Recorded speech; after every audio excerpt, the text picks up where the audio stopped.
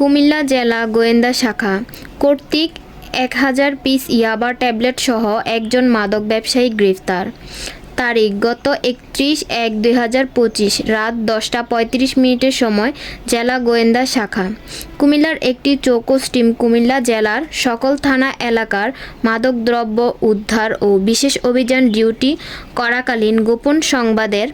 ভিত্তিতে কুমিল্লা কোতোয়ালি মডেল থানার কাঠেরপুল এলাকার নিউ ডিসি রোড টু কাঠেরপুল গামী রোডের পাকা রাস্তার উপর হতে ১,০০০ পিস ইয়াবা ট্যাবলেট সহ মাদক ব্যবসায়ী বিল্লাল হোসেন ২৯, পিতা মকবুল হোসেন, ড্রাইভার, গ্রাম পাঁচপুকুরিয়া, উপজেলা থানা মুরাদপুর, জেলা কুমিল্লাকে গ্রেফতার করে।